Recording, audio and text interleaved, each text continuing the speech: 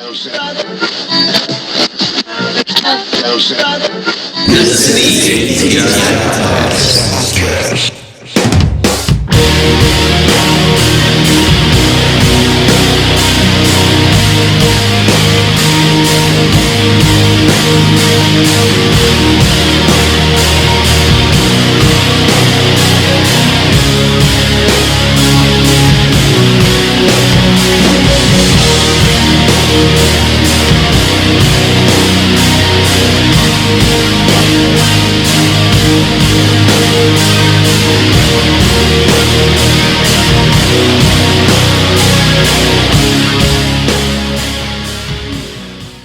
Everybody, welcome back to the ATI Podcast. Barrett here, and we are on scene at ARKADIN Cinema in St. Louis, Missouri, and independent cinema here with owners Sarah and Keith here, and we are wanting to spotlight these folks and what they're doing for the community, specifically in film, and just kind of the crossover mediums that they kind of employ here at their space as well.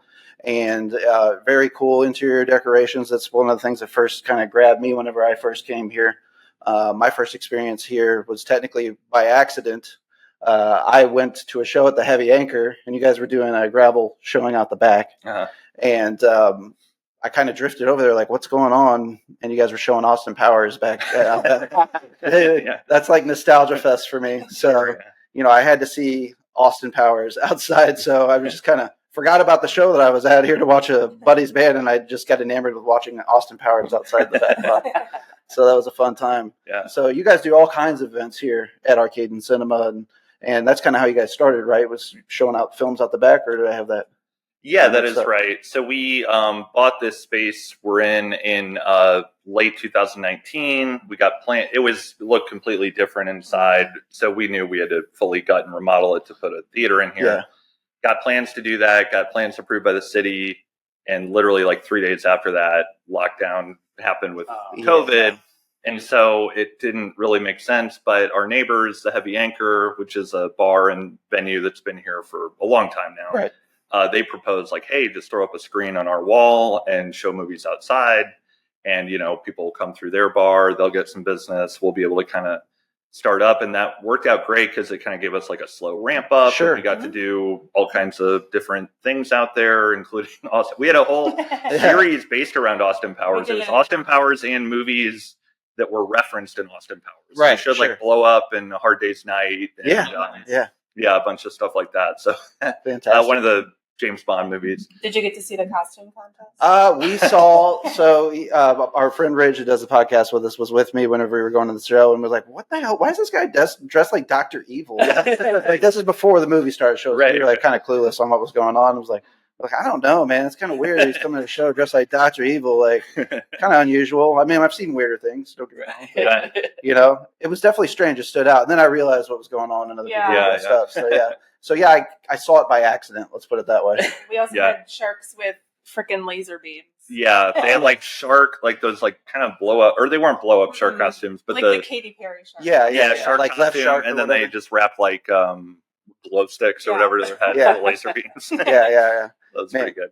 And so that piqued my curiosity. Obviously, I realized it was kind of a separate entity that was taking place. You guys here doing those showings, and I'll kind of my more realistic like patronage type situation, even though it was a free event that you guys did, was the short film festival that you guys just did here in the last, I guess it was late spring. Yeah. If I remember correctly. Yeah. So late spring, where you guys featured a lot of St. Louis filmmakers and various types. I mean, you know, straight ahead narrative shorts, there was documentary shorts. I mean, it was just a little bit of everything, which was really cool to experience, because that was my first time. I've been to film festivals before, but not like that, and specifically directed at St. Louis. So that immediately piqued my interest in having you all on the show specifically. And because that's kind of the spirit of what the ATI podcast is we try to feature up and coming artists through various mediums. You know, we've had directors, we've had actors, actresses, professional wrestlers, bands, artists that you've employed. Some decorations here, Maxine 13's painting that we've shared on social media. Fantastic. And a former guest of ours. And you've got the Vincent Price piece up here too from her. And so I already thought that there would probably be some kinship as far as the spirit of what you guys are doing here too, Was that something like as soon as you guys opened up, what you had in mind was to, if we get an opportunity to feature St. Louis or anybody from St. Louis? Yeah, I mean, we always love having local filmmakers out here. Even on the back lot, we did a few movies. Folks reached out to us about making a movie and wanting to show it, and we'd love to be that kind of venue for people. Yeah. We're actually doing another short film festival, same deal, in September Awesome. 23rd. Yeah. So it might be something we do twice a year, like a biannual situation. Very cool. Yeah. And anybody can submit if you've made a movie. We don't really have any requirements, and we don't really turn anybody away unless it's like graphic or offensive or something. Right. Sure. But pretty low bar to clear. And it's just about, people who've made something and just want to share it. And we just have a space and then, kind of bringing that together. So it's just, it's not meant to be like exclusive the way a film festival would be. It's just meant to be like, or a competition per se. Exactly right. It's just meant to be, I made this thing, let's share it with people. Yeah. And, we provide the space for that. I know the one in the spring was extremely successful. A lot of folks were here. I was kind of afraid that I was even going to get in because, it's kind of first come, first serve. And when I pulled up, it was pouring rain initially. Yeah. And I was sitting in my car looking at the front entry and there's some people standing outside. I'm like, oh my God, they're waiting to get in the rain. Oh man, I'm not going to get in. But I got right in and the film festival had already started. I just missed it by a little bit. And I just found myself trapped. I came there initially to support some of the filmmakers we've had on our podcast previously. Mondo Franco was one of the filmmakers, and Logan Coley does a lot of makeup and special effects stuff for a lot of area filmmakers specifically. And then a friend of ours, Doug Wicker, grew up in the same area as us, been a multiple-time guest of our show, is doing great out there. And him and Mondo are getting ready to do a film together. So I just thought, this just kind of seems like a perfect storm. They're going to be showing Mondo's film that we had just had a podcast on recently. And I mean, and this was kind of, I guess, the rebirth of you guys doing indoor showings as well. Is that right? Or how long have you guys been doing that? The birth of it. Okay, the birth of it. Yeah. One of the very first events we did inside. I thought it might have been, and it was fantastic. I mean, now you guys have more updated seating than what you had previously, but I liked the vibe before, like the random home furniture. Right. We still got a little of that, but the folding chairs sitting on for like a 2 or 3 hour movie, I think people got a little tired of. But so hopefully more comfortable now. Yeah, I mean there was nowhere to sit whenever I came in. It was that busy, against the wall, and which doesn't bother me at all. So, but man, I found myself like watching like 7 films straight, and I was trying to meet other people and talk to Mondo after his viewing. It was just, you guys did a fantastic job of showcasing. I mean, everything was fascinating that was shown. I don't know if like in the pre-selection process, you were like, I know you said there was a low bar to clear, but it certainly seemed like there was a lot of filmmakers and artists out there with something to say as well. Yeah. It wasn't just pure entertainment. There was some substance to the shorts that were shown. Yeah, for sure. There were a lot of talented people in there. And it was cool because a lot of these folks had made these movies during or right before the pandemic and never had the chance to see them in a theater. And that was something we didn't even think about happening. And people were like, oh, this was so cool because it's the first time I've ever seen it in a theater. Right. It's like, oh, that's nice to be able to give somebody that opportunity. Yeah, Mondo actually had that specific opportunity for himself because he had never had the chance to premiere it as well because they were shooting that in as soon as the last shot, like that evening, I want to say that weekend, that Sunday night, when the president made his announcement that we were shutting things down and COVID was a real threat and that sort of stuff, was like literally the last day of their shoot for X Massacre. And so that was his first opportunity to see it in the theater. And it was really funny. He and I had a breakout discussion following because he had hired a guy he knew in LA whenever he worked out there to do sound editing on that film. And on the film, in the short, it comes to a point that the heroine's about to be murdered, what have you, to give it away. Disclaimer, right? But there's a train in the background, and that pace of that train almost sounds like a heartbeat, and it almost syncopated as if it was a heartbeat. The low thud of going across the train tracks. And I stepped out after his short to talk to him. I was like, man, that's amazing. Like, was that mapped out? Oh no, that's the first time I ever heard it. It was just by accident. I was like, this is incredible. And he'd never seen his film other than on computer speakers. And, you had a nice audio set up in there as well. So, that's another feature that definitely we want to let folks know about that you have here. But yeah, it was really like, it was almost panic inducing, like anxiety inducing. But those are the experiences that you want to come to a theater and actually have again. I think people are craving that. Yeah, I hope so. I mean, we've been getting, good crowds for the stuff we've been doing. And I think there's something, we're not the biggest theater, obviously. We're Sure. a micro cinema, we call ourselves. But I think there's something about, just being in the space, and the lights are dark, you're not going to check your phone, your dog's not barking, your kids aren't around or whatever. And just being focused in with a group of people. Right. I think that's the real experience that, Absolutely. we offer here. Yeah, kind of all tune into the same wavelength at the same time, and brings back kind of that old school theater experience in that regard. For folks who haven't come to ARKADIN Cinema, let's talk about the variety of films that you show. I know we got kind of in the weeds about the Short Film Festival, but talk to us about the programming, how that's selected. I know you guys have things mapped out months in advance. Yeah, we try to do a broad range. I mean, we focus mostly on repertory stuff, so it's mostly older films we do.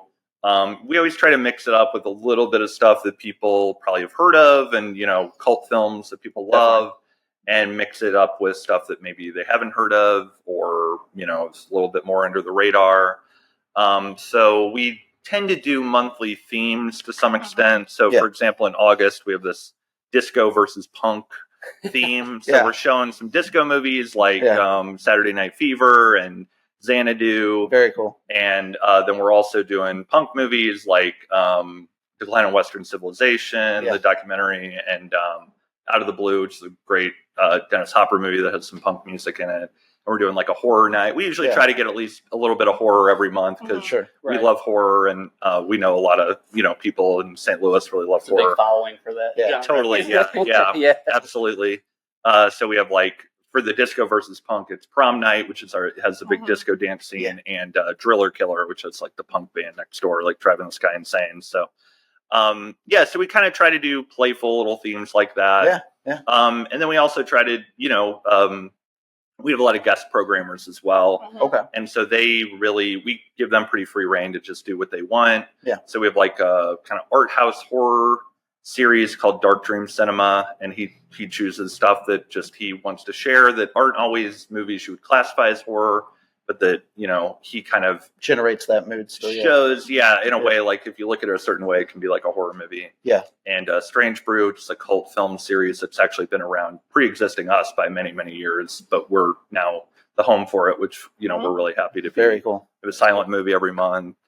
We have a thing called Counter Program, which is a local film critic and programmer, and he picks something that's kind of like, sees what's playing in the multiplexes and kind of counter programs it with something totally different, offbeat. Kind of the antithesis thereof. Exactly, right. Okay. Yeah, so Silence Please is out here the second Wednesday of every month, and she's done a great job with reintroducing silent film to the St. Louis communities. I really want to give her a shout out, because she does great work with that. And then we've also got a few new series. We've got Knife Time, which is this local aspiring comedian, I guess I would say. She picks a Lifetime movie and does like a themed cocktail with it, so that's been a lot of fun. That's cool. And then we're also doing like a classic wrestling night awesome. every other month.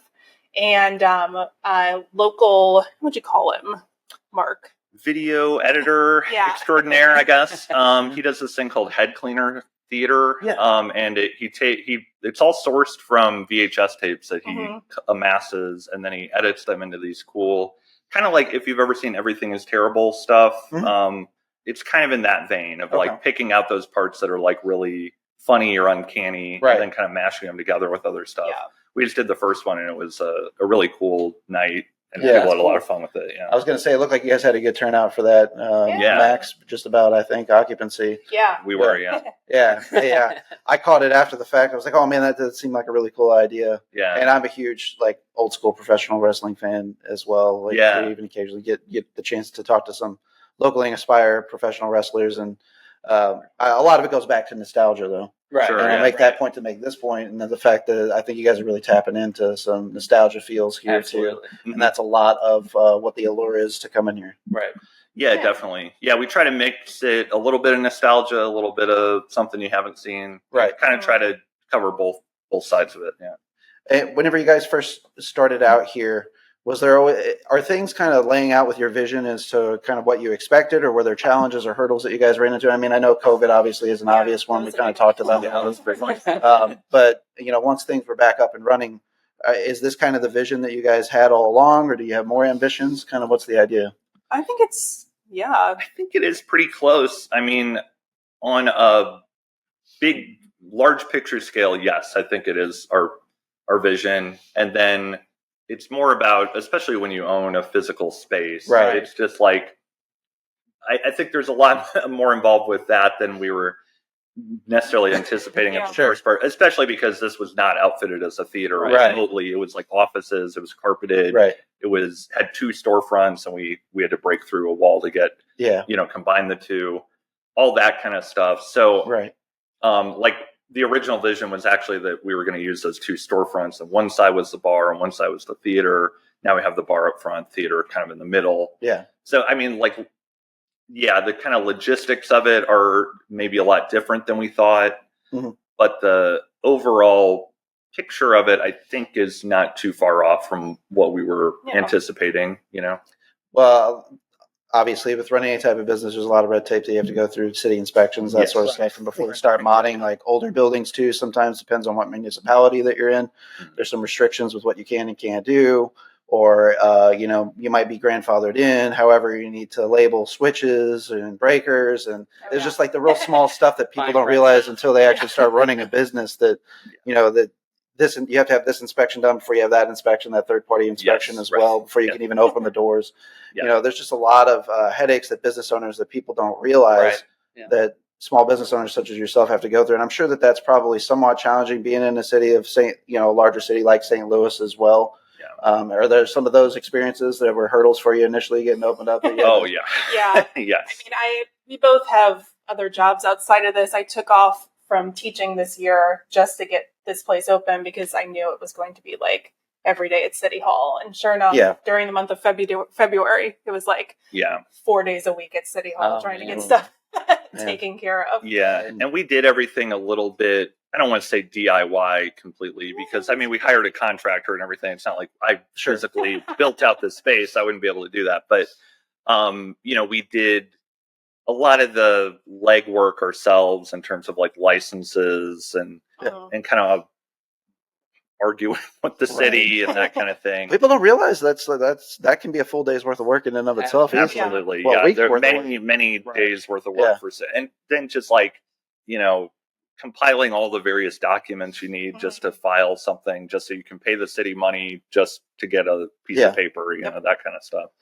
There's a lot involved with that for sure. And it is definitely the most annoying part of this whole process by far. I don't know if you ever got to the point that you're like kind of discouraged by the whole nonsensory of it, or yes, definitely. I can imagine.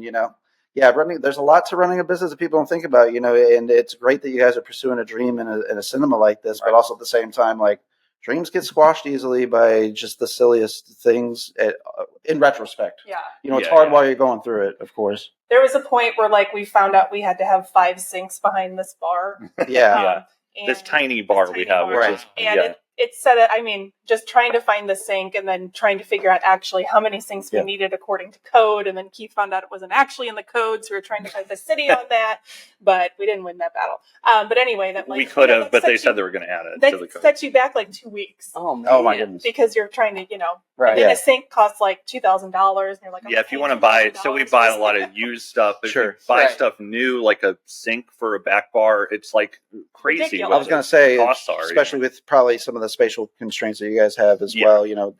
They just want you to have a 5-vat sink. It's not that necessarily has to be a certain size, unless depending on what your dishware is, you need to be able to fully submerge dishware or whatever. But so if you get in a unique situation where you have to get in a tight space, people don't think like in the weeds that you can get, like just finding a sink that works for you in this application. And it's really only because we have. Let's get into the weeds of the stuff, but it's really only because we have food. We serve food, and the food we serve is literally just popcorn. We make in a tiny popcorn machine, put into a cup. But because you use a metal scoop to put it in, then that puts you into the category of you're doing food service. And so you've got to have all the sinks for that, and you've got to have like Sarah had to take the food safety course. Wow. Again, for literally just popcorn. That's the only food we have other than candy. But if you ever want to get horrified about eating out, take a food safety. Oh, Yeah.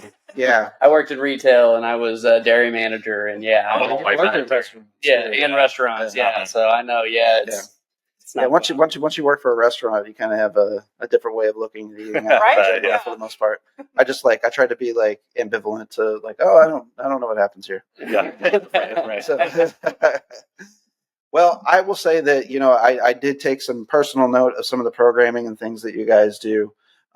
We're big horror heads, all of us too. We're largely 90 kids, although we were born in the 80s, but that's where we kind of started to grow into some of our own little personal interests and things like that. mid to late 90s. Yeah. And I know like a lot of the programming that's been shown here kind of hits on that a little bit, but also you guys, as you mentioned, do some historic programming. I know today, for example, at 3:00, you guys are going to be doing a showing. Let's talk about that showing that you guys are doing today for anybody that's live. So this is the kind of thing I like to do at least once a month, which is something that just would never really naturally play at any other theater. Right. And so it's a movie called Welcome or No Trespassing. It's like a joke title, but it's a summer camp movie made in the Soviet Union back in the 60s. And it's kind of like Moonrise Kingdom. Like it has very much that kind of feel about it. Yeah. And I would almost have to wonder if Wes Anderson had seen it, because it has a lot of like little touches that are very like similar to that. And so yeah, it's a really cool movie. I mean, it is kind of available out there if people want to watch it, but it's just not the kind of movie that would naturally show at a lot of places. Sure. And we can kind of devote a little bit of the schedule to that. And then with that, we're doing some Russian or Soviet animated shorts. And if people have never seen that, I would definitely recommend checking it out, especially if you're into animation at all, because there's a lot of really cool, very, very unique styles of animation that they did in the Soviet Union.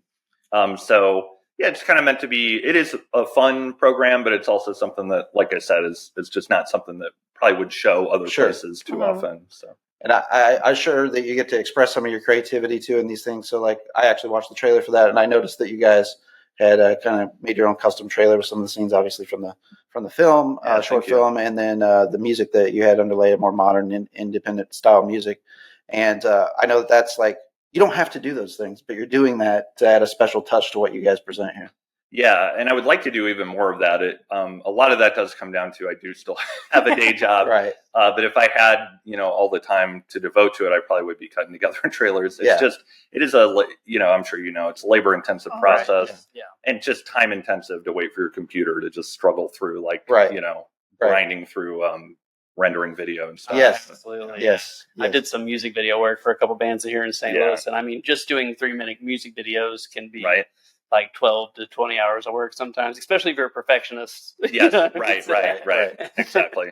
Yeah, when you you're like, oh, that's just a couple frames off. I can just trim those. Oh, no, I need to render the whole thing again. That's another 5 hours of waiting or whatever. My favorite thing is once you render a video and then you realize that a mistake that was made after the fact, you have to go back to the project and redo it all over again. Yeah, that's that always maddening. It makes me want to pull my hair out. Right, yeah, that's the worst, yeah. We have a few other like little touches like that. So like if people come to a movie before the show, we have like an intro thing that I kind of cut together, and we have this thing from the movie that our business is named after, Mr. ARKADIN, which we have the poster there, with Orson Welles, directed and starred in it.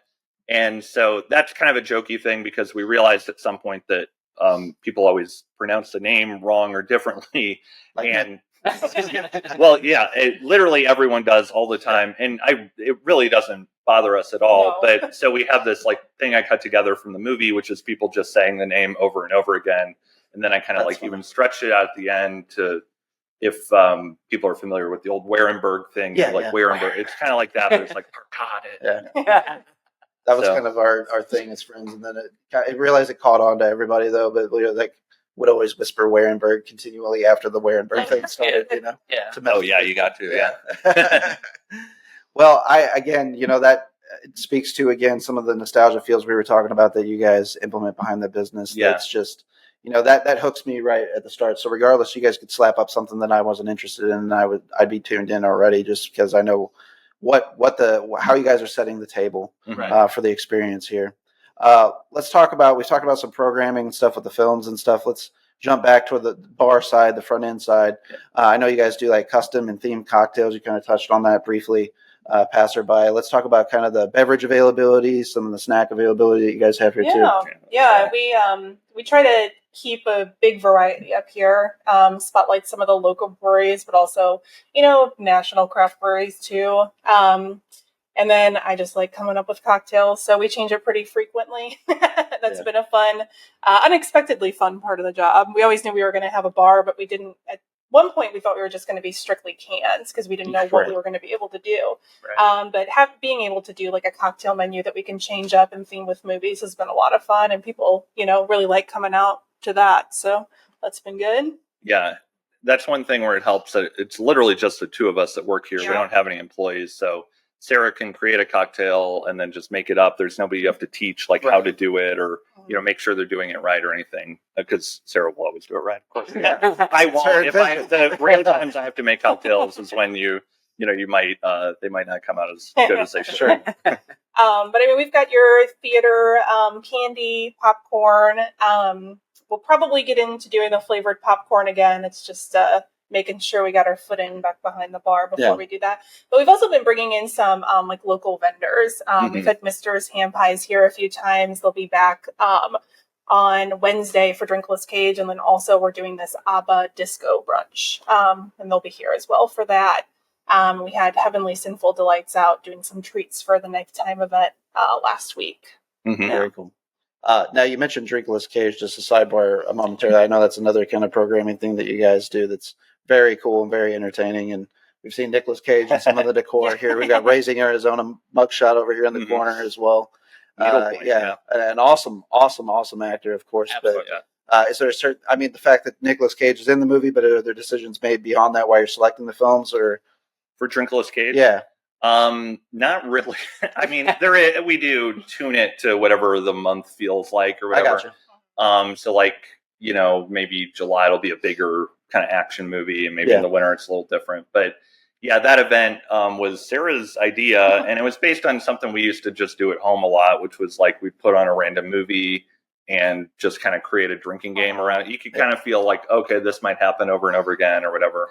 Right. And so that's been our most popular event. It's as soon as we put tickets on sale, they sell out. We added a second show time because it would sell out so quickly. Yeah. Yeah. And we write the rules ourselves. So they are tailored to the specific movie. And, we try to find things that'll happen over and over again within the movie. But as far as, we have not yet we've done, I don't know how many we've done at this point. Oh, man's made a lot of films. He's at a very young age too, yeah. Yeah, and he, pumps out 4 or 5 a year, even still. And so there's a lot to choose from. Not all of them are good, obviously. Right. And some of them don't. The thing is, the bad ones actually can work okay for Drinkless Cage because you're just having fun with it. Right. The hard ones are the one we always talk about that I don't see how we could ever do it is Leaving Las Vegas. No. Just a movie where he drinks himself to death. Yeah. It's not a fun movie to do a drinking game along to. Have you guys done Wild at Heart yet? No. We actually haven't done it as Drinkless Cage. We did kind of a David Lynch series a couple of years ago, and we showed it, but we haven't done it for Drinkless Cage. Yeah, and that might be a rough one. That's got some real rough stuff in it, especially right up front. Yeah. Yes. Yeah, that character in and of himself is the teeth and stuff. Yeah. Yes. There's a few that haven't made the cut just because we've started watching them and be like, oh, that's a little bit too dark, or this really just is not good, and people aren't going to enjoy it. Yeah, for sure. So there are some we may never get around to, but we have delved pretty far into the direct to streaming type movies, and done some of those, and they work well. Some of them are a little bit lower energy than you'd like, but generally people are bringing that atmosphere, just knowing it's Drinkless Cage and having the drinking rules, and that will keep people engaged. Right. Yeah, that's his work. He's kind of had a resurgence, with films like The Pig and stuff more recently. But, he's definitely hit a period there where it's going to be probably hard for people to watch the movie unless there's some type of theme, in your case, you guys are doing with the Drinkless Cage programming. Right. And it's funny because, I think he, like you said, he has had a resurgence, and, he had the movie where he played himself. Right. and Renfield. And those were pretty big releases, but people don't even realize, like, Renfield was a pretty big release. He's got like 3 other movies that are coming out this year, like a Western he made, and like another one. And those are, just don't really play anywhere. So it's like, even as he's got this resurgence, he's still making movies that just are not on people's radar, generally speaking. Right. Well, as far as releasing movies too, I mean, the intent, we've kind of dabbled on this a little bit too, of like what you guys show as well. You guys aren't necessarily here to show like the newest Avengers movie or, something like that. There's places that do that, and that's their thing.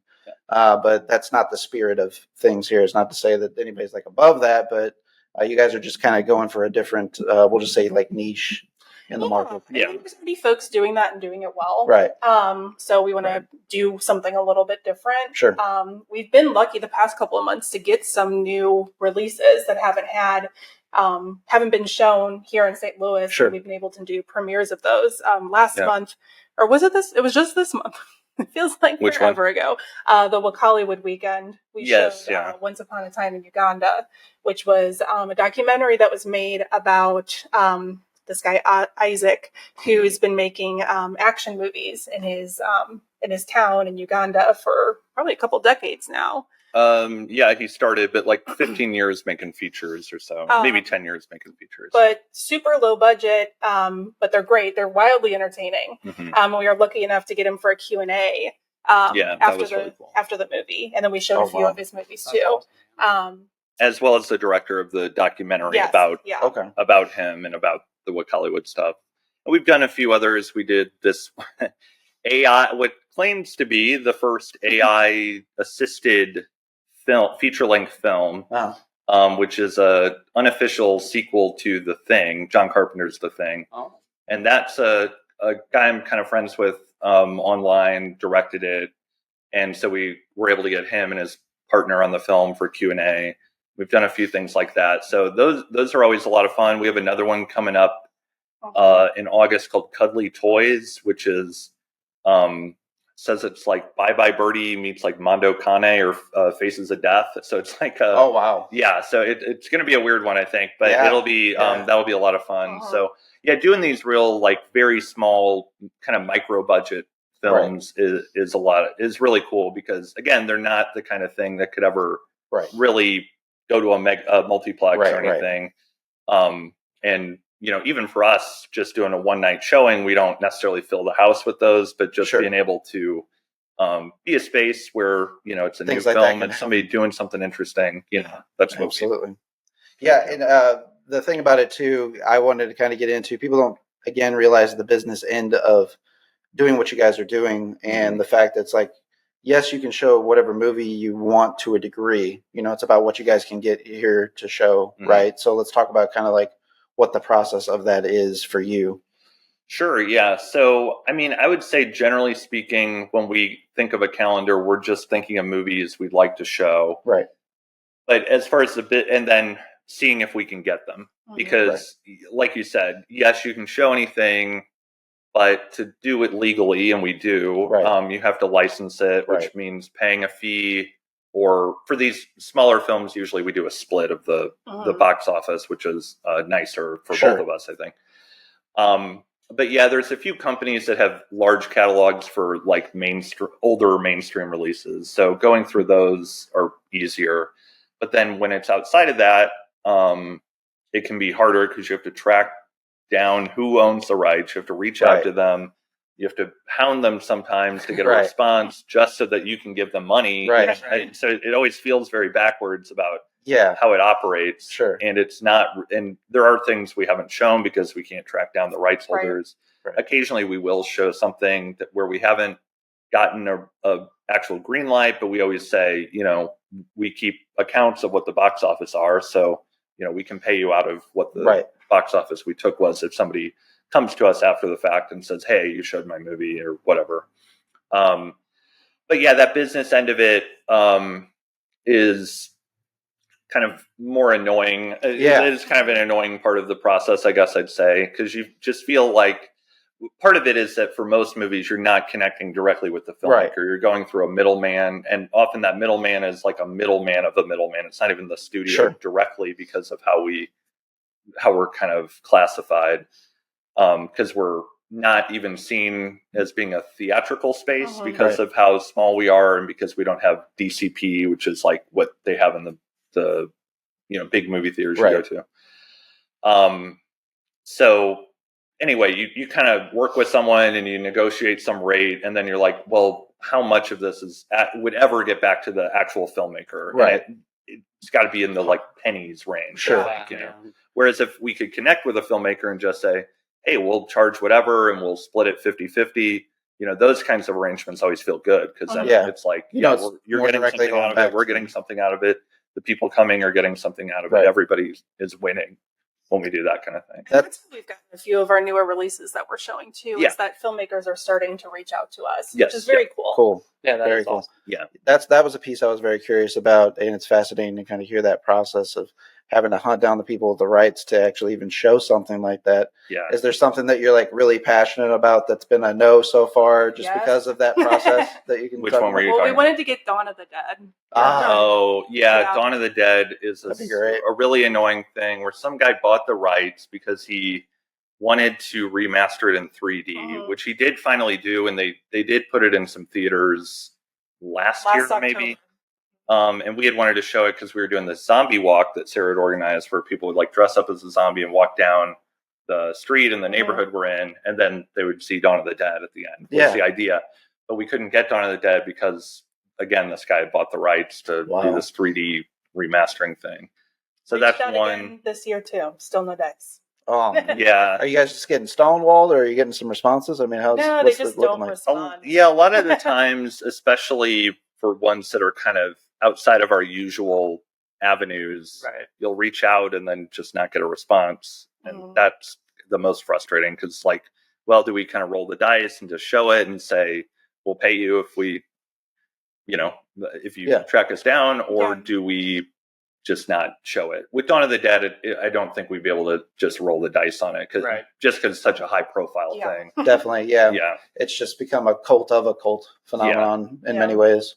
I mean, there's people that like participate in it that probably have no idea about what it is to begin with. It's just the aesthetic of, it's a zombie thing, and that's kind of, it's cross pop culture, through various things, Walking Dead now and so on. And then they had kind of a rebirth too with Dawn of the Dead whenever they did the remakes with Zack Snyder in the mid 2000s. But I can just imagine that that's a lot of crap to have to go through just to show that. And there's like, there's one movie, I didn't even really try it that much, but The Heartbreak Kid from the 70s. Yeah.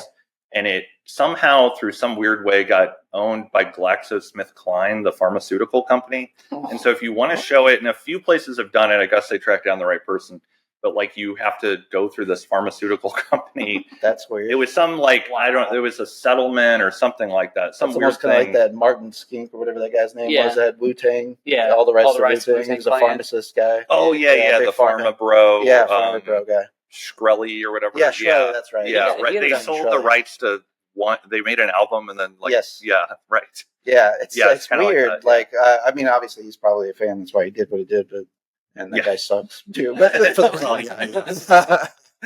well, that's the thing. It's like, why should he own the rights? It's like the same with GlaxoSmithKline. It's like, why should they have the rights? Right.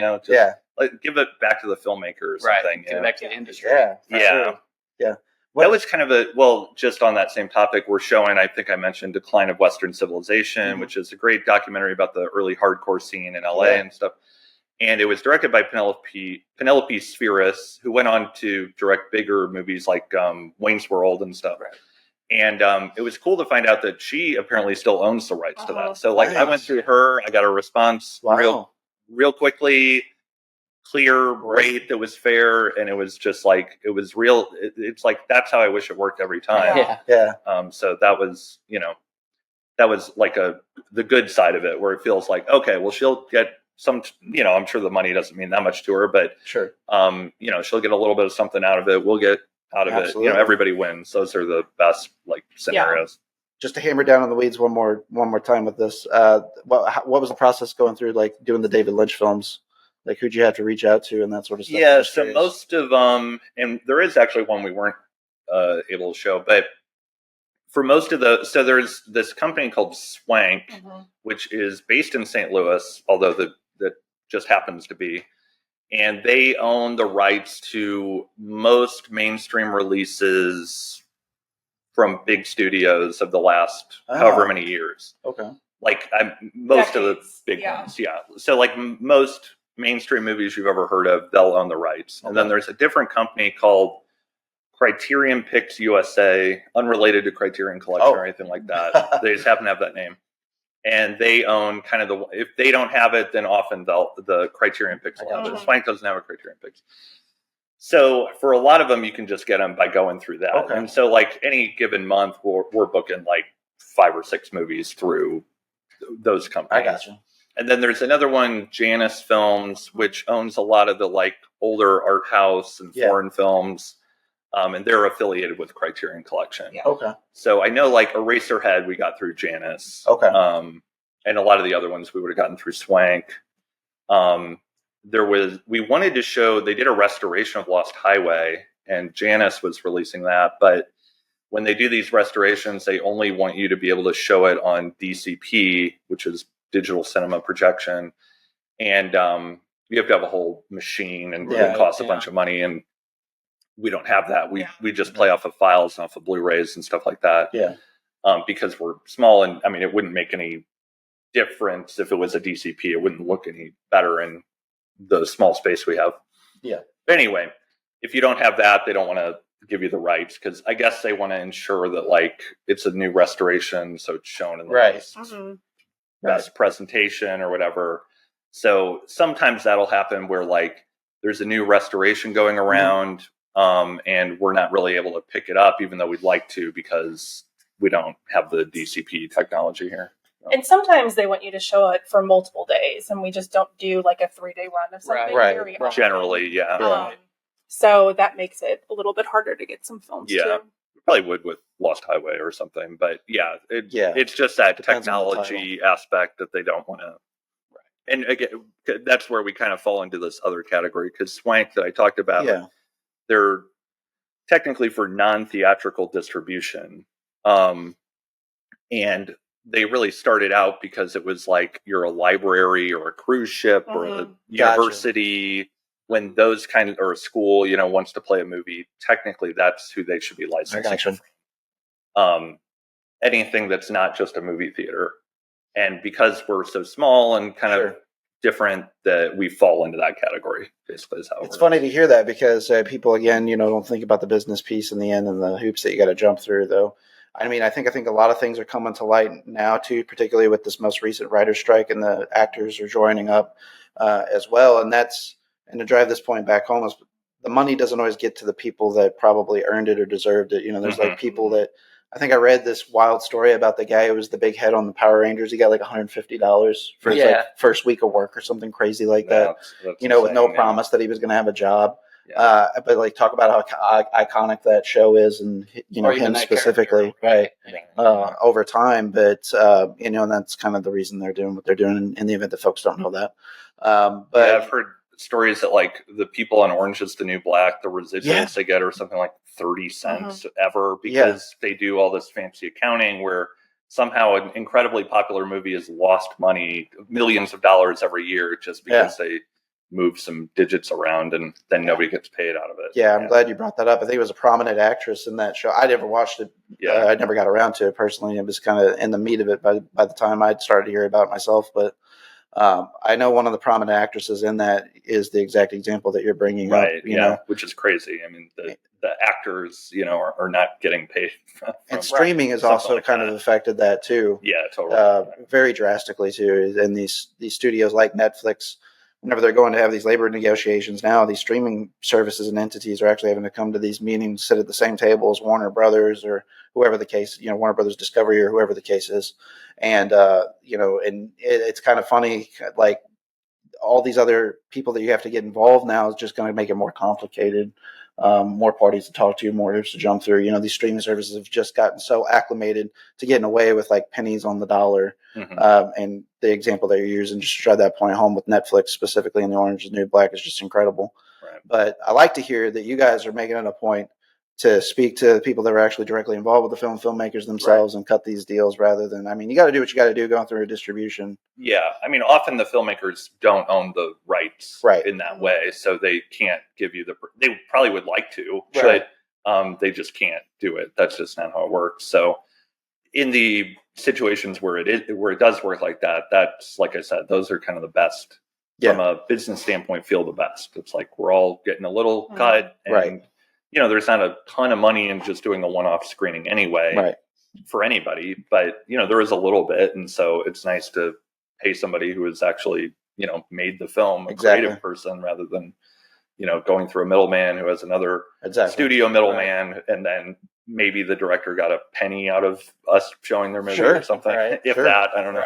Yeah, the music side has a very similar, structure as well, and issues there. Like, for example, if we interview a band and we want to play their music, it really depends on who has the rights. If they're through or wherever, like if we want to play a classic song of theirs and they were on any large studio at any point, it's like the band doesn't own the rights to the music. People don't realize that in a lot of cases, especially a lot of bands when they're young, just to get the exposure, they will sign these crazy deals with record companies, and they don't have the rights to their own music. Yeah, and some of those artists, they'll like re-record their own songs just to get back the rights to the record, because they may own the writing credits, but not the recording, and so they'll re-record their own songs. And it's crazy that's how it works. Yeah, it's tight in here, but that's all right. Yeah, comfortable chairs. They are pretty comfortable stools. Yeah, sure. Yeah, A+ there. So that's another feature here that we can drive on. Something interesting, we try to play around with the public domain. There are films that are there that are free to exhibit. Yes.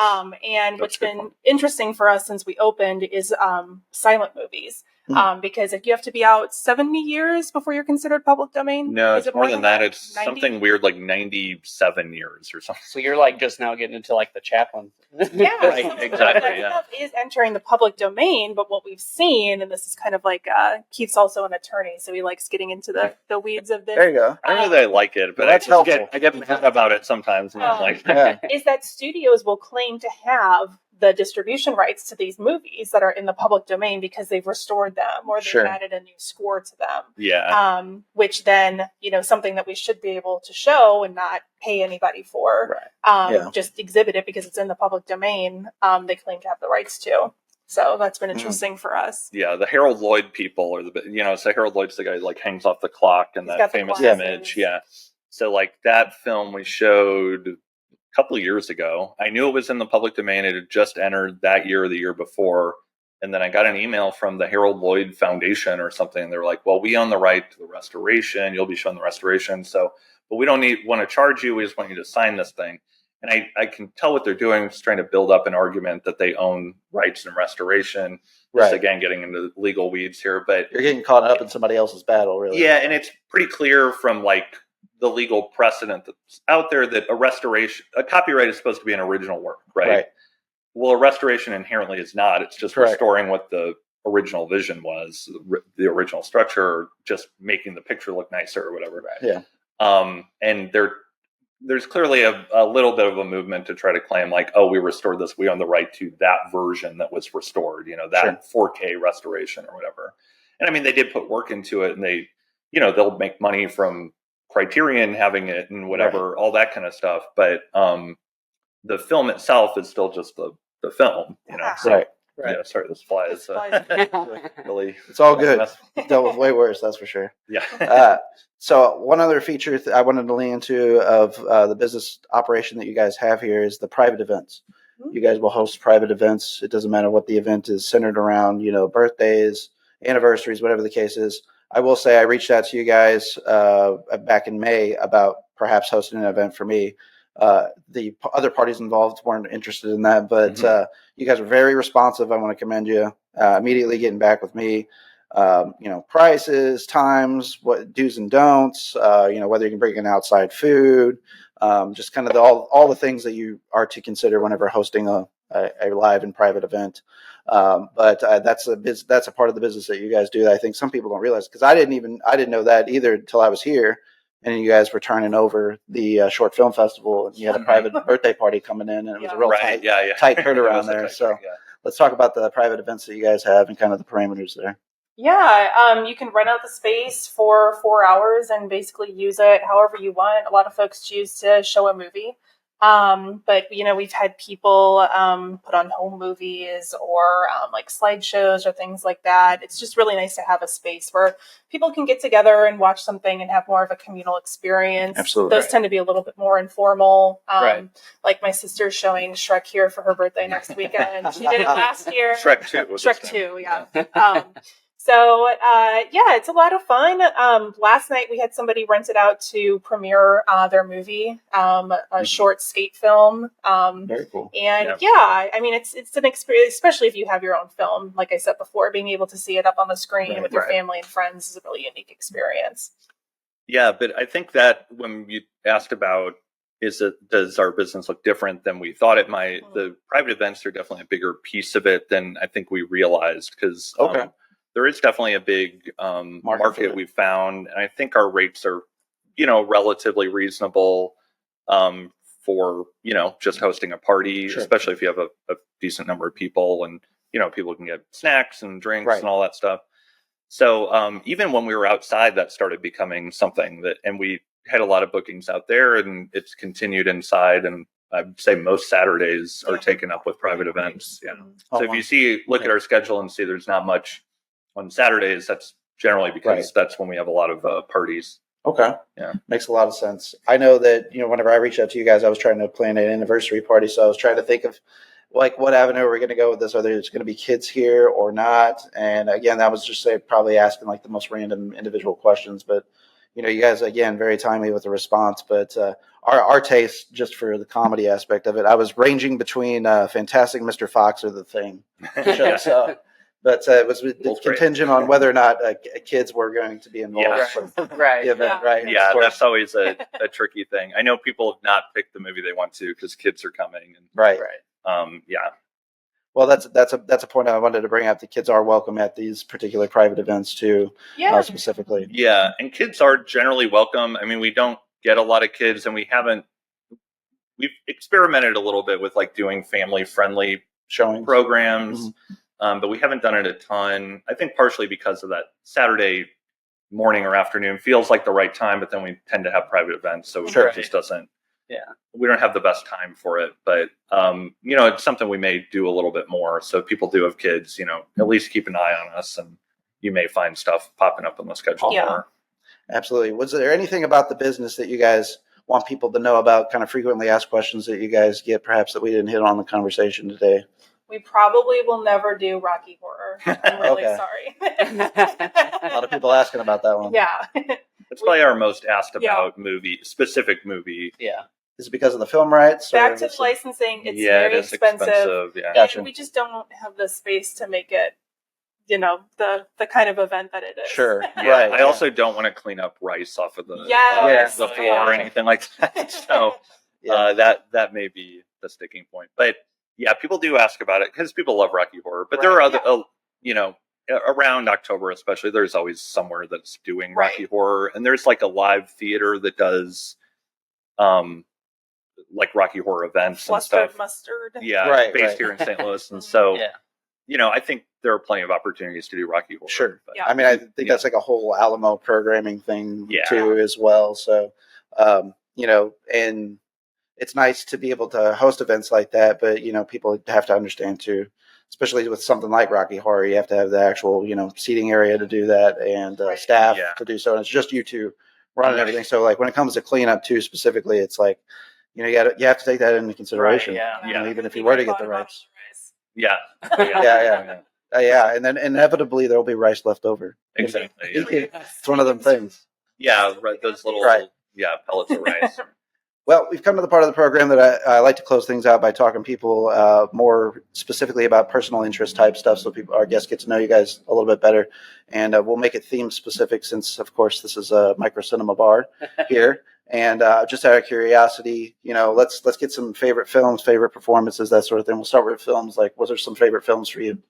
So I never have a good answer to this question because it's hard always to pick, right? For me. It's It's like picking kids. The movie I always say, just because it was kind of formative for me, is 2001: A Space Odyssey. Okay. So I saw it fairly young when I was like 12, I didn't understand it at all. Sure. But it was just like, and I saw it on TV, but it was just like the images and just, it felt so different, the sound and the music.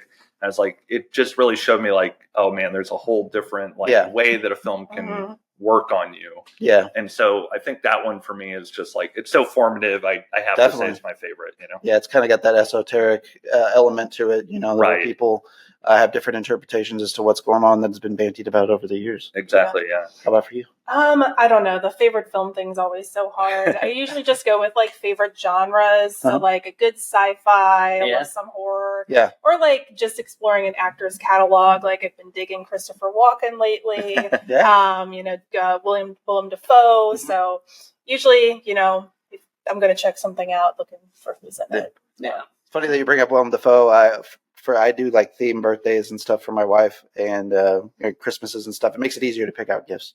So like one year I did a David Bowie and I wanted to pick out a film that I was very confident she hadn't seen. And it might have been here or a Destroy the Brain showing where we had saw a trailer for The Hunger or a clip from The Hunger. Yeah. And I was like, I'm going to get that for her because she hasn't seen it. It's a Tony Scott film. Right. Pretty good director, actually. Ridley Scott's brother. We actually ended up watching that. And I was like, holy shit, there's Willem Dafoe. Like, it's like a phone booth scene. Like, not even like, he's got like one speaking line. I think he says crazy druggy or something like that in there. But that's all he's in there for. But it's weird to see him in that context, early 80s, Right. And to see him kind of young is always weird. Yes. He still has an old man's face. Yes. But He's got that look about him like he was born 50 or something. Right. Exactly. A youthful 50, but it's kind of odd to see him having aged over time. So so what are some actors or actresses that you guys subscribe to? If they're going to be in a movie, you like to kind of go down that rabbit hole and check them out specifically, who you're drawn to. I feel like for a while it was like Robert Pattinson. We were like, if he's in a movie, we're probably going to go see it. Yeah. For new stuff. For stuff. Sure. Yeah. Post Twilight. Right. Yeah. Post Twilight. The Rover kind of started that for me with him. His performance in that was pretty good. That one and The Lighthouse. Really absolutely. Speaking of Dafoe. Yeah, I would say Dafoe is definitely someone who, if he's in a movie, going to be worth watching. More apt to check it out. We are at some point going to do a Dafoe Defest where we do a retrospective. Hell yeah. Just show some Willem Dafoe movies. Nicolas Cage definitely is always, because we have the event, we end up watching a lot of them. Sure. And we do love, he's the kind of guy who the movie can be really just awful, but he will bring at least a couple scenes where he's just doing something weird and different.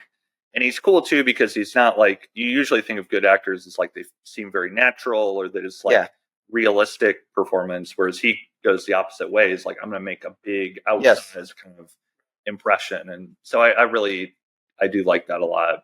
On the older spectrum, we like Vincent Price a lot. And absolutely. We did an event with his daughter, actually, who wrote a biography of him and stuff. And that was really cool.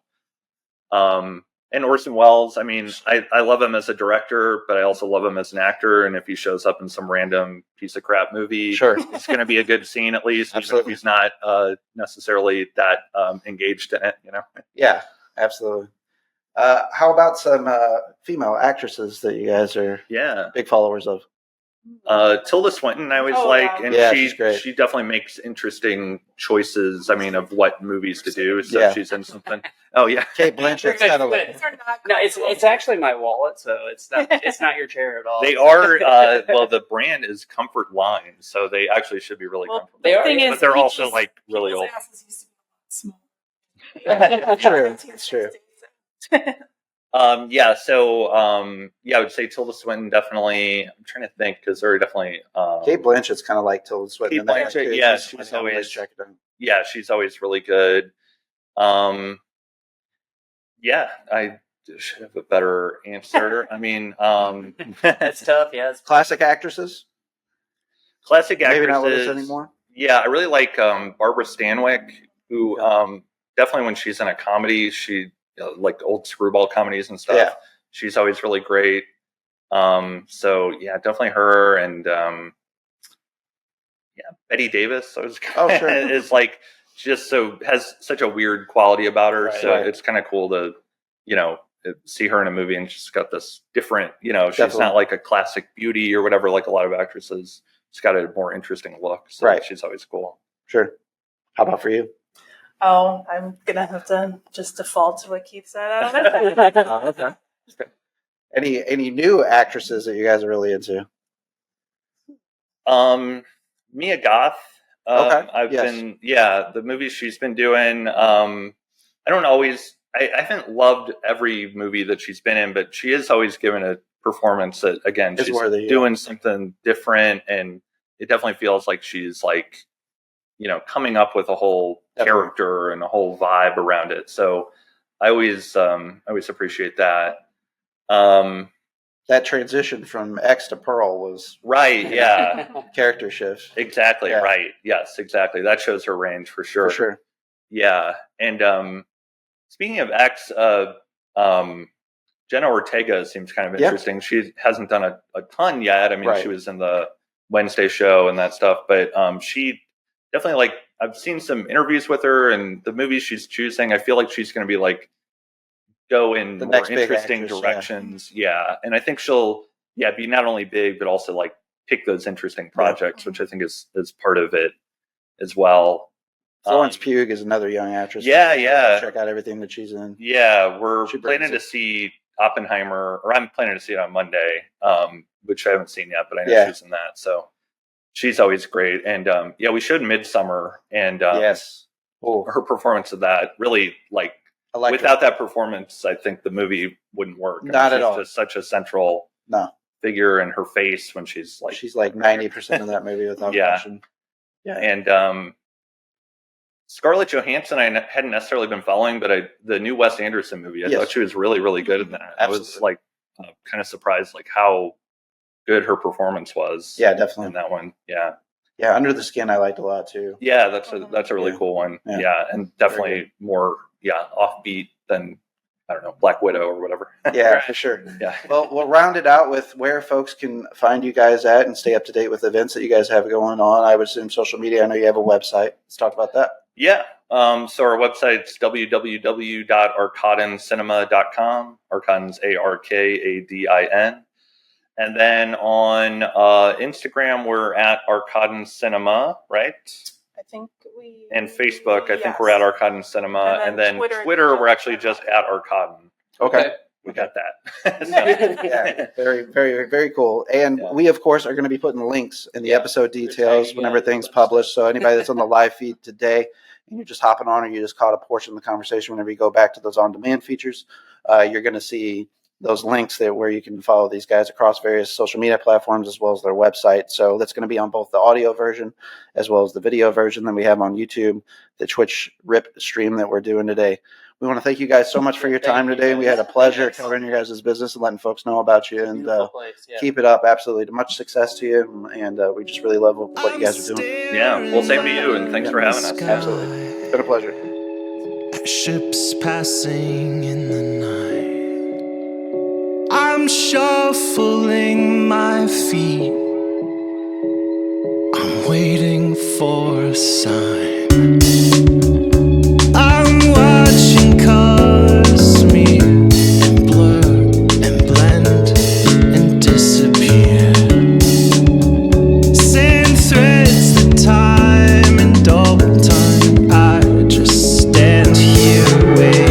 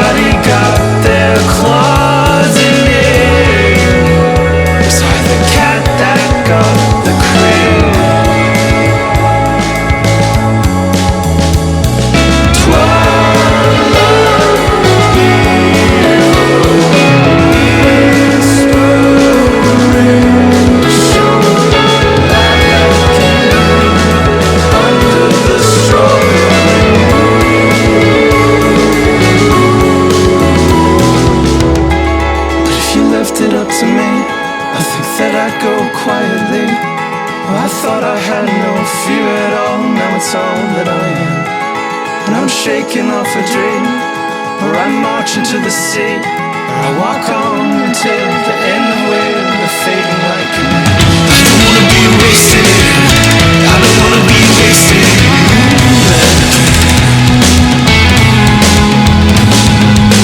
I don't wanna be singing songs, strumming chords that come out wrong. A bull, an eye for an eye. So I just wanna be in your arms again. I just wanna be in your arms again. I just wanna be in your arms again. I just wanna be in your arms again.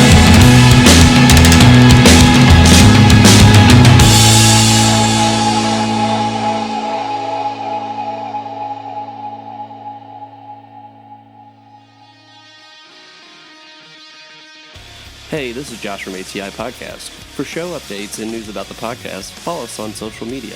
You can follow us on Facebook at facebook.com/ATI Podcast22, on Twitter at podcast_ATI, on Instagram at the ATI Podcast, on TikTok at ATI Podcast. DMs are always welcome. Have a question for the show? You can always email us at atipodcastquestions@gmail.com. Stay safe out there.